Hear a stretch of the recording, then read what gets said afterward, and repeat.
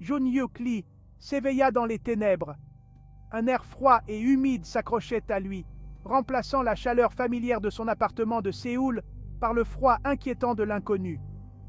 Il se redressa, désorienté, son cœur battant contre ses côtes, comme un oiseau paniqué dans une cage. Où était-il? L'air était lourd, épais de l'odeur de la terre humide et d'un relent métallique. La panique monta dans sa poitrine. Un cri silencieux piégé derrière ses lèvres. Il était dans le métro, rentrant chez lui après une longue journée de travail. Maintenant, il était ici, dans cet endroit qui lui semblait à la fois totalement étranger et étrangement familier. Il se releva d'un bond, les mains tendues, cherchant quelque chose de solide dans l'obscurité suffocante. Ses doigts heurtèrent une pierre rugueuse, froide et inflexible. Un frisson lui parcourut l'échine. Ce n'était pas normal. Rien de tout cela n'était normal. Il devait rentrer chez lui. Il avait besoin de réponses. Mais où pouvait-il bien commencer à les chercher dans cet endroit qui semblait exister en dehors du domaine du réel? Une faible lueur au loin attira son regard. L'espoir, fragile et vacillant, scintilla en lui. Il trébucha vers elle, ses pieds naviguant sur le sol inégal avec une aisance surprenante. À mesure qu'il s'approchait, la lueur prit la forme d'une épée, sa lame à moitié enfouie dans la terre, reflétant la faible lumière d'une source invisible. À côté d'elle reposait un bouclier, sa surface gravée d'étranges symboles archaïques. Il tendit la main, ses doigts tremblant légèrement, et toucha l'acier froid de la poignée de l'épée. Une secousse comme une décharge électrique lui remonta le bras, et des images traversèrent son esprit. Des batailles livrées dans des temps immémoriaux, des guerriers vêtus d'armures étincelantes, et un sentiment de détermination si profond qu'il lui coupa le souffle. Il ne le comprenait pas, ne pouvait l'expliquer, mais d'une manière ou d'une autre, il savait qu'il devait prendre l'épée, il devait se battre.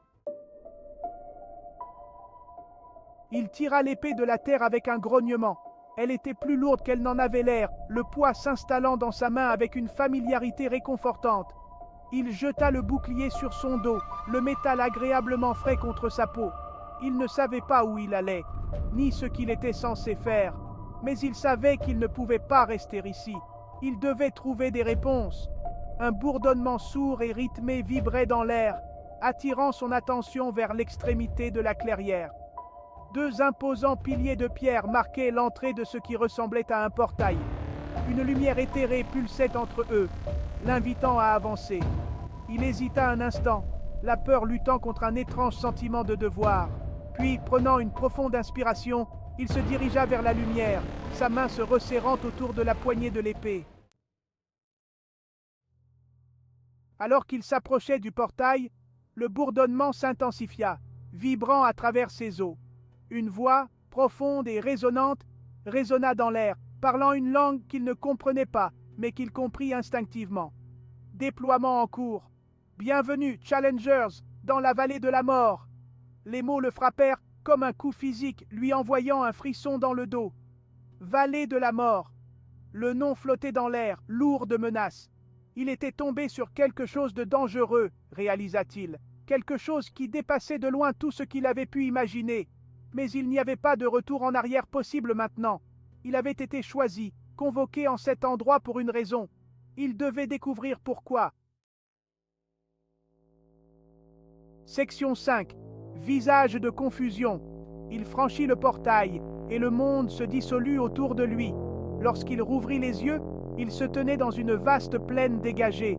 Le ciel au-dessus de lui était d'un violet meurtri, l'air épais de l'odeur d'ozone et de quelque chose d'âcre, comme du métal brûlé.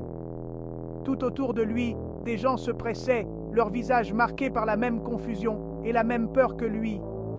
Ils étaient tous vêtus de vêtements similaires, des pantalons et des chemises sombres et indéfinissables qui semblaient briller faiblement dans l'étrange lumière. Il capta des bribes de conversation dans des langues qu'il ne reconnaissait pas, leur voix une cacophonie de peur et d'incertitude. Que se passait-il? D'où venaient-ils tous? Il scruta les visages autour de lui, cherchant quelqu'un, n'importe qui pourrait lui fournir des réponses. mais tout le monde semblait aussi perdu et désemparé que lui. Section 6. Murmure de guerre. Un silence tomba sur la foule, et Jun-Yuk sentit un frisson d'inquiétude lui parcourir l'échine. Quelque chose n'allait pas. Il pouvait le sentir dans le calme soudain de l'air, dans la façon dont les autres autour de lui semblaient retenir leur souffle. Il tendit l'oreille, cherchant la source de son malaise. Un murmure sourd traversa la foule, à peine audible au début, mais devenant progressivement plus fort, plus insistant. Guerre, monstre, survie. Les mots, prononcés dans une centaine de langues différentes, portaient tous le même message effrayant. Guerre, monstre, survie. Ils n'avaient pas besoin d'en comprendre les détails pour saisir la gravité de la situation. Ils avaient été amenés ici pour se battre, pour tuer ou être tués. Une terreur glaciale s'installa dans son estomac, mais elle fut rapidement remplacée par une détermination d'acier. Il ne mourrait pas ici, il survivrait, il le devait. Alors qu'il se frayait un chemin à travers la foule, cherchant désespérément des réponses dans le chaos, un visage familier apparut, un phare de familiarité dans la mer d'inconnus. Il s'arrêta net, son cœur bondissant dans sa poitrine. C'était impossible, n'est-ce pas, Mira? Souffla-t-il, sa voix à peine un murmure. La femme se retourna, ses yeux s'écarquillant en signe de reconnaissance. C'était bien Mira, son amie d'enfance, qui avait déménagé au Canada il y a des années. Que faisait-elle ici? Le soulagement le submergea, éclipsant momentanément la peur et la confusion. Il n'était pas seul, il connaissait quelqu'un qui pourrait peut-être donner un sens à cette folie. Il se fraya un chemin jusqu'à elle, son cœur battant la chamade, partagé entre espoir et appréhension. En s'approchant, il vit la peur gravée sur son visage, reflétant la sienne.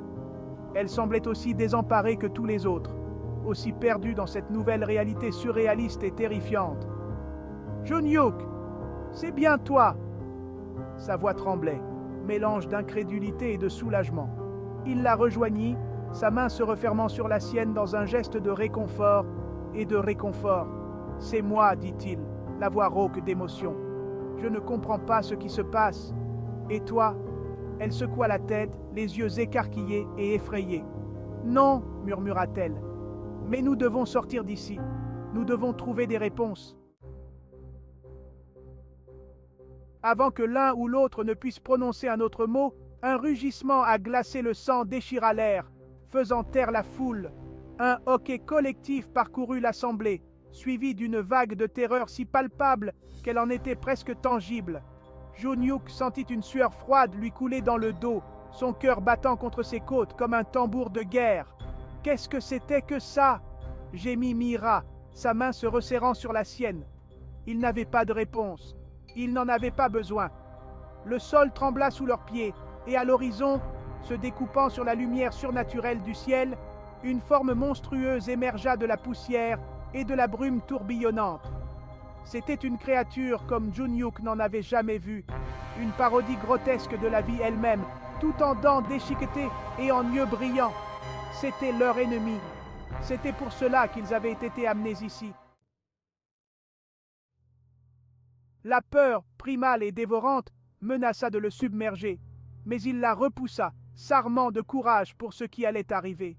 Il devait être fort pour lui-même et pour Mira. Il devait survivre. Il serra la poignée de son épée, l'acier froid étant une source de réconfort face à une horreur inimaginable. « On doit y aller, dit-il, la voix étonnamment ferme. Maintenant. » Il entraîna Mira avec lui, et ensemble, ils coururent vers la créature qui approchait, vers le chaos et l'inconnu. La vallée de la mort les attendait,